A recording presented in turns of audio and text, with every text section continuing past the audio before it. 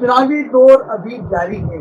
हर ward में सभी दावेदार जो टिकट के दावेदार हैं वो यही चाहते हैं कि हमें टिकट मिल जाए, लेकिन जहां काम करने की बात आती है तो वही दावेदार पीछे नजर आते हुए नजर आते हैं। अभी वार्डों की हालात बद से बदतर है। सभी वार्ड देखें तो सीवर का पता नहीं, लोग चलने फिरने से परेशान है। मस्जिद मंदिर के बाहर लोग आ जा नहीं सकते, बच्चे स्कूल सही से नहीं जा पा रहे हैं क्योंकि सीवर इतने खराब हैं, सीवर बह रहे हैं, सड़कें टूटी हुई हैं। लेकिन अब तो बारी है चुनाव की। चुनाव होने के बाद ही क्या काम आता है, क्या काम होता है, किसको टिकट मिलता है और कौन किस वार्ड से टिकट मिलता है और चुनाव लड़ता है, ये तो एक दो दिन में मालूम ही पड़ जाएगा। अभी फिलहाल हमारे साथ खास बातचीत के लिए मौजूद है आदर्श नगर से ब्लॉक अध्यक्ष रामगंज गुलाम मुस्तफा साहब, और हम जानेंगे एडवोकेट गुलाम मुस्तफा से कि किस रणनीति के साथ, किस कार्यकारिणी के साथ, किस प्रतिक्रिया के साथ चुनाव की तैयारी चल रही है। वकील साहब, हम अभी जानना चाहेंगे कि 250 वार्ड से अब 150 वार्ड हो चुके हैं। चुनावी दौर है, हर दावेदार भी चाहता है कि टिकट मुझे मिल जाए, लेकिन जहाँ काम की बात आती है तो वही दावेदार पीछे नजर आते हैं। ऐसे में आपकी नजर में किसको टिकट देना चाहिए पार्टी को, या किस तरीके से टिकट का विवरण होना चाहिए? देखिए, सबसे पहले तो आपका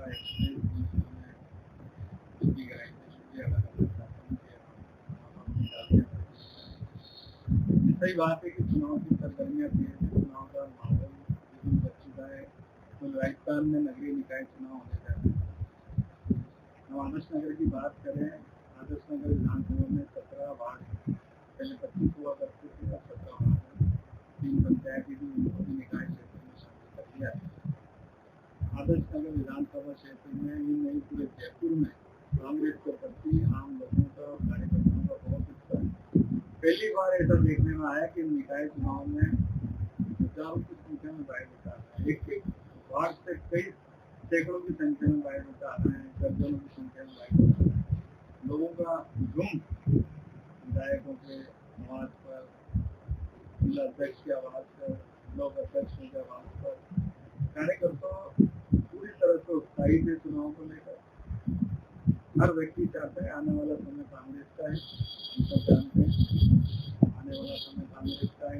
कांग्रेस ने पहले भी देश की तरक्की विकास में काम किया है।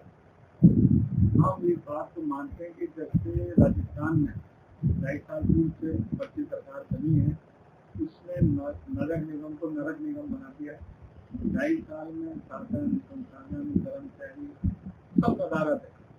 पूरे जयपुर शहर कचरे से कटा हुआ है, गंदी गलियां भरी हुई हैं, जगह जगह सीवर दे रही है, सड़कें टूटी पड़ी हैं।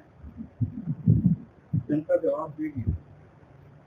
डीजल पेट्रोल कहाँ आसमान छू रहा है। आप देखिए किस तरह से शक्कर महंगी हो रही है, चीनी महंगी हो रही है, हर चीज से जनता परेशान है। ट्रिपल इंजन की सरकार है, सेंटर में भी भाजपा की सरकार है, राज्य में भी है, निगम में भी निकाय बहुत चल रहा था कार्यकाल में, जो उन्होंने तोड़फोड़ करी, जिस तरह से उन्होंने लोकतंत्र की हत्या करके बेईमानी से बोर्ड बनाया, लेकिन काम के नाम से जीरो। आज जयपुर के हालात बदते बदतर है। सच्चाई आपने बिल्कुल सच बात बोली है। लेकिन पिछला कार्यकाल था कांग्रेस की सरकार की, तो आप देखिए हमारे लोकप्रिय विधायक रफीक खान साहब अनएक्सपेक्टेड था। यहाँ 20 साल से पहले बीजेपी के एमएलए रहे, कोई हमारी झोपड़ियों को विकास नहीं हुआ, पानी की बड़ी किल्लत हुआ करती थी, और भी बहुत सारी समस्याएं थी मूलभूत। आप देखिए विधायक रफीक खान साहब जब आए तो उन्होंने चौकड़ी थाना हजूरी में 150 से ज्यादा बोरिंग करा। पहले एक बोर हुआ करता था, जब एक बोरिंग हो जाना बहुत बड़ी बात होती थी, और उन्होंने 150 से ज्यादा बोरिंग कराया, काफी हद तक पानी की किल्लत को दूर किया। लेकिन जो ये समस्या आप देख रहे हो, ये 2.5 साल में जो भाजपा की सरकार है, ये उसी का नतीजा। मुझे उम्मीद है कि जनता जागरूक है, सब समझ रही है, और जनता आने वाले निकाय चुनाव में 11 तारीख को जवाब देगी जयपुर में, और जयपुर में कांग्रेस का बोर्ड बनेगा। मैं आपको दावे से कह रहा हूँ, जिस तरह का उत्साह कार्यकर्ताओं में, आम लोगों में दिख रहा है, भाजपा के प्रत्याशी की जमानत जब्त होगी। वकील साहब, बात की जाए आदर्श नगर की तो आदर्श नगर में भी 17 वार्ड है। 17 वार्ड में से 128, 116, 117 117, 126 जो कि बहुत हॉट माने जा रहे हैं। इसमें जनरल सीटें हैं चारों में, 3 में महिला वार्ड है, 1 में पुरुष वार्ड है। तो ऐसे में इन वार्डों के अंदर किस तरीके नेता को टिकट मिलने की उम्मीद है? देखिए, हम चाहे वार्ड 128 की बात करें, 116 की, 117 की, 126 की, 125 की, 129 की, 118 की, और भी जो वार्ड है हमारे 121, 22, 23, 24, 25, 25 तक, यानी 116 से लेके 132 वार्ड तक हर वार्ड में उत्साह है। खाली इन 4-5 वार्ड में नहीं है, जो हमारे आदर्श नगर ब्लॉक के जो वार्ड है वहाँ भी उत्साह है। दर्जनों बायोडाटा आ रहा है, हर व्यक्ति कांग्रेस से जुड़ना चाहता है, चुनाव लड़ना चाहता है कांग्रेस पार्टी के लिए और आम जन के लिए काम करना चाहता है। ये मान के चलिए, अभी बायोडाटा ले रहे हैं हम लोग और एक आध दिन में सब चीजें फाइनल हो जाएंगी। आप भी देख रहे हैं किस तरह से इस बार जो पार्टी ने टिकट वितरण का जो फार्मूला तय किया है, वो इसमें 2-3 चीजें उन्होंने देखी है कि एक तो कैंडिडेट टिकाऊ होना चाहिए, दूसरा वो कैंडिडेट वर्किंग माइंड होना चाहिए, जीतने के बाद क्षेत्र में काम करे, आम जन का काम करे। उसके साथ साथ टिकट एक स्तर पे तय नहीं हो रहा। पहले क्या था कि विधायक स्तर पे टिकट तय हो जाते थे, ब्लॉक स्तर पे टिकट तय हो जाते थे, जिला स्तर पे टिकट तय हो जाते थे, लेकिन इस बार प्रदेश स्तर तक एक टिकट पे मंथन चल रहा है, सर्वे हो रहा है। प्रदेश स्तर की टीमें सर्वे कर रही है, जिला स्तर की टीमें भी सर्वे कर रही है और कई स्तर पे सर्वे होने के बाद एक कैंडिडेट का पूरा एनालिसिस करने के बाद जो भी कैंडिडेट होगा वो बेस्ट से बेस्ट होगा। और मैं ब्लॉक अध्यक्ष होने के नाते आपको सवाल दिलाता हूँ, मेरे रामगंज ब्लॉक में 8 वार्ड आते हैं। मैंने विधायक साहब को भी, मैंने हमारे जिला अध्यक्ष को अनिल शर्मा जी को भी मैंने आश्वस्त किया है कि आपको इन 8 के 8 वार्ड में आपको जीत दिलाएंगे, मिलकर मेहनत करेंगे। कांग्रेस के कार्यकर्ता चाहे जिसको टिकट मिले, पार्टी चाहे जिसको टिकट दे, हम उसके साथ कांग्रेस को कंधा मिला के तन मन धन से उस कार्यकर्ता को, उस उम्मीदवार को कांग्रेस पार्टी के सिंबल की।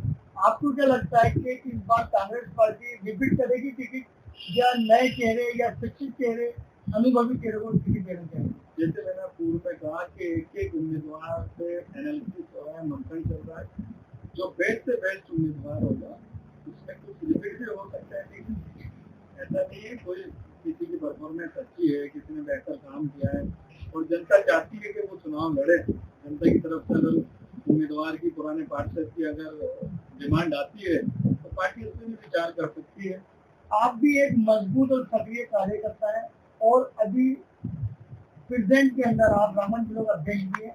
क्या आपने किसी वार्ड में दावेदारी की है, क्योंकि आपका जो वार्ड है वो महिला वार्ड जुड़ा है? देखिए, जहाँ तक मेरा सवाल है, अपने चौकड़ी की जिस वार्ड में मैं रहता हूँ और आसपास की तमाम सीटें महिला जनरल है। अब मेरी इच्छा थी कि मैं खुद चुनाव लड़ूं, तो मैंने भी 128 से दावेदारी की थी और मेरा नाम चला भी।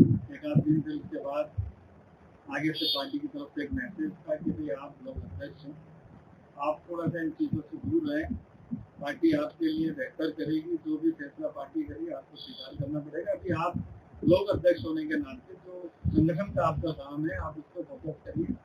और आप देखिए, मैं जब से लॉटरियाँ खुली हैं तब से मेरे ऑफिस में रेगुलर यहाँ बैठ रहा हूँ, मतलब आपका निमान चौक, और सबके बायोडाटा ले रहे हैं, हर कार्यकर्ताओं के डेलीगेशन को सुन रहे हैं। डेलीगेशन विधायक साहब के भी जा रहा है।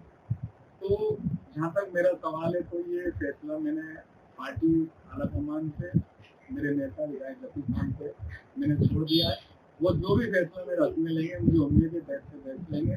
और जो वकील साहब, पिछले इलेक्शन में आपकी कांग्रेस पार्टी से अनबन थी और आपको टिकट नहीं मिला था, उसी के चलते आप इंडिपेंडेंट खड़े हुए और आपने मजबूत और एक सीनियर पार्षद को बहुत ही स्थिति में लिया है कि आप वो चुनाव से मात्र 150 वोटों से आ रहे। ऐसे में अगर पार्टी आपको टिकट नहीं देती है तो आपका क्या इरादा है, पार्टी से जुड़े रहेंगे या फिर इंडिपेंडेंट खड़ा होने का इरादा है? देखिए, जहाँ तक आपने पिछले इलेक्शन का सवाल किया है, मेरा कोई मन इंडिपेंडेंट चुनाव लड़ने का नहीं था। मेरे वार्ड 86 की जनता ने, मेरे साथियों ने, कार्यकर्ताओं ने, सबने मिलकर मुझे चुनाव लड़ा। उनको उम्मीद थी कि हम इस वार्ड के लिए कुछ बेहतर करेंगे और आप कर सकते हो। उनका ये कहना था आप कर सकते हो, आप ईमानदार हो, पढ़े लिखे हो, एडवोकेट हो, चीज़ों को समझते हो। तो उनका मन था कि आप चुनाव लड़ें और अपने जो वार्ड की हालत खराब है उसको कहीं ना कहीं उसको सुधारें। तो सबकी इच्छा थी, इसलिए चुनाव लड़ गया, वो मैंने अकेले में चुनाव लड़ा और उसका नतीजा ये हुआ कि हमने जयपुर में एक रिकॉर्ड बनाया। इंडिपेंडेंट जितने भी कैंडिडेट चुनाव लड़े उस वक्त 1000 से ज्यादा जयपुर नगर निगम, हेरिटेज और ग्रेटर में चुनाव लड़े, उसमें हाईएस्ट वोट 3250 वोट हमने हासिल करे और किया।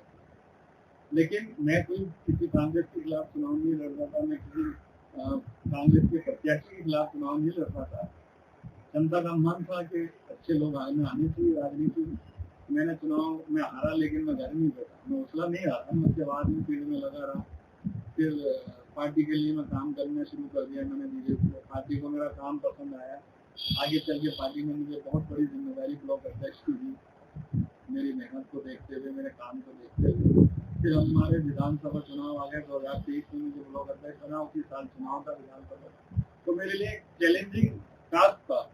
तो उस टास्क को मैंने पूरा किया। जहाँ पहले 2018 में 12,000 वोटों से आदर्श नगर जीते, फिर इसके बाद 2023 में जब मैं ब्लॉक अध्यक्ष था तो हम 14,000 प्लस से हमने लीड ली। फिर से मेरे बाद लोकसभा चुनाव थे, वो भी मेरे लिए चैलेंजिंग था एज ब्लॉक अध्यक्ष। तो हमने जहाँ 14,000 विधानसभा में जीते, हम 17,000 से हमने प्रताप सिंह खातीवाल जी को आदर्श नगर विधानसभा में निकाले दिया। अनफॉर्चुनेटली और विधानसभा में नंबर कम रहे, लेकिन हमने विधानसभा चुनाव भी बहुत बेहतर लड़ा टीम के साथ, लोकसभा चुनाव भी बेहतर लड़ा। आगे की जहाँ तक बात है, मैंने आपको स्पष्ट कहा, पार्टी और मेरे नेता जो मेरे लिए बेहतर करेंगे मैं उसे स्वीकार करूंगा। पार्टी चाहेगी तो मैं चुनाव लड़ूंगा, पार्टी नहीं चाहेगी तो मैं चुनाव नहीं लड़ूंगा। क्या कुछ मैसेज देना चाहेंगे आप उन सभी कार्यकर्ताओं को और उन सभी दावेदारों को जिन्होंने टिकट की दावेदारी की है कि अगर उन्हें टिकट नहीं मिलता है पार्टी से तो उनका रिएक्शन क्या होगा? या कार्यकर्ता उनका साथ देंगे या वो कार्यकर्ता को साथ देंगे कांग्रेस पार्टी के साथ देंगे? देखो, कांग्रेस के कार्यकर्ता का एक ही सिद्धांत रहा है, त्याग सदस्य। कांग्रेस में आजादी की भी लड़ाई लड़ी, हम उस पार्टी के कार्यकर्ता हैं जिसने कुर्बानियां दी, जेलों में यातनाएं दी। तो ये हमारे लिए गर्व की बात है कि हम उस पार्टी के कार्यकर्ता हैं जिसके अध्यक्ष महात्मा गांधी रहे, जवाहरलाल नेहरू रहे, मौलाना आजाद रहे और बहुत बड़े बड़े दिग्गज लोग उसके अध्यक्ष हैं। हम उस पार्टी के कार्यकर्ता हैं। हमारा सबका उद्देश्य यही, देश एक रहे, मजबूत रहे, हम सब मिलकर देश को आगे कैसे बढ़ाएं। मैं आपके वीडियो के माध्यम से, इंटरव्यू के माध्यम से मेरे तमाम कार्यकर्ताओं को मेरे ब्लॉक के आदर्श विधानसभा में टिकट मांगने का अधिकार सबका, हर कार्यकर्ता, क्योंकि पार्टी में डेमोक्रेटिक सिस्टम होता है, सबको अपनी बात रखने का, अपना पक्ष रखने का अधिकार है। कई लोगों ने बायोडाटा लगाए हैं। मैं सबसे अपील करना चाहूँगा ब्लॉक अध्यक्ष होने के नाते कि जिस व्यक्ति को भी टिकट मिल जाए, मिलेगा अपने में से किसी, जिन लोगों ने बायोडाटा लगाए हैं उनमें से ही किसी को टिकट मिलेगा। हम सबको एकजुट होकर कांग्रेस पार्टी को जिताना है, राहुल गांधी जी को जिताना है, चौटाला जी, अशोक गहलोत जी, सोनिया गांधी, तमाम हमारे जो बड़े नेता और आदर्श नगर विधानसभा के लोग विधायक रफीक खान साहब को भी मजबूत करना है, ताकि 2028 में हम एक परचम ले रहे हैं आदर्श नगर।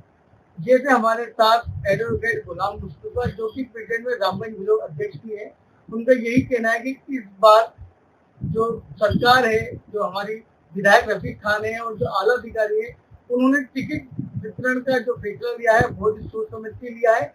रिपीट टिकट भी कर सकते हैं, लेकिन वो शर्त है कि पार्षद जो निवर्तमान पार्षद थे वो काबिल हो, उनके कार्यकाल में कार्य अच्छे हो और जनता उनसे खुश हो। और उन्होंने यही बताया कि मैंने भी 128 से दावेदारी पेश की है, अगर कांग्रेस पार्टी मुझे टिकट देती तो मैं चुनाव लड़ूंगा और नहीं तो जो भी कांग्रेस पार्टी का फैसला वही मेरे लिए फैसला होगा।